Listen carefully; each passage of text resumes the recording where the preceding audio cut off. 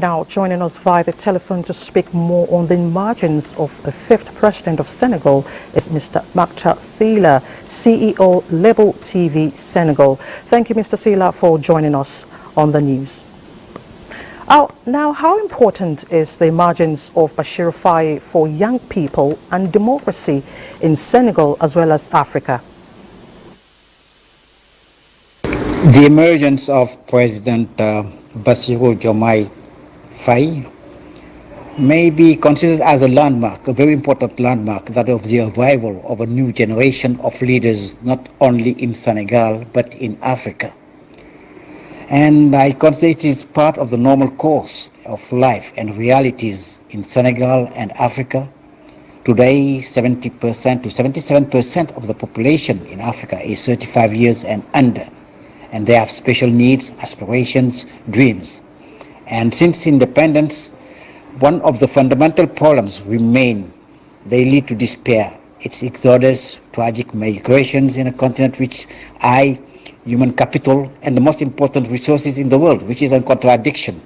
And I think it's all about that, and there is a real need for real change and deep change.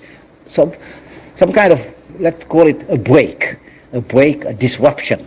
And I think it's all of that that explain what the new generation is expecting from such a young leader.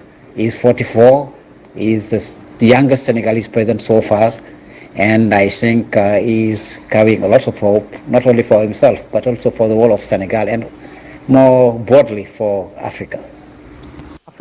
All right, what would you say are the expectations from Senegalese?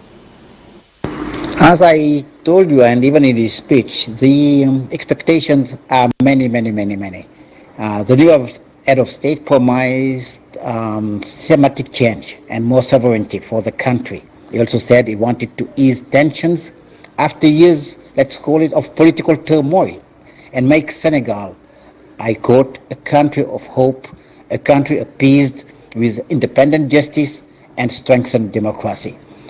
This shows the many expectations of the Senegalese, which are increased due to the discovery and coming exploitation of oil and gas.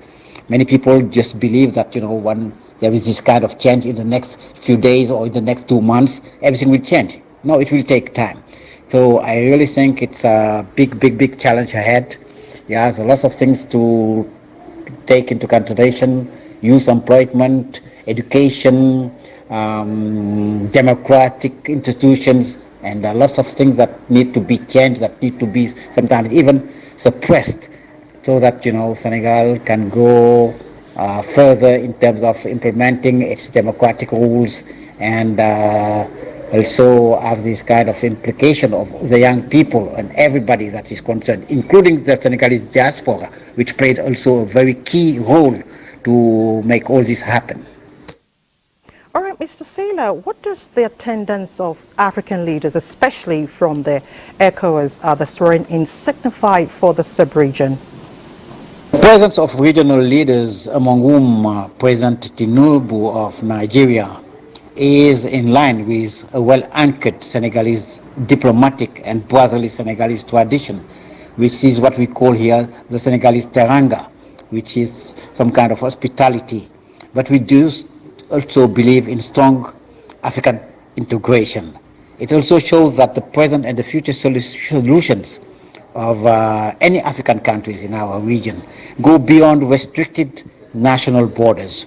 We need to unite. We need to come up with really regional solutions, and we Africans have to really meet the challenges of development and prosperity. And it's not only a matter of a precise country, of a determined country. It should be on a regional basis. And I think the presence of other leaders as well, many African leaders were there. It was really a sign of our commitment to work as hard as possible for African integration. Dr. Sylla, CEO, Label TV Senegal, thank you so much for your time.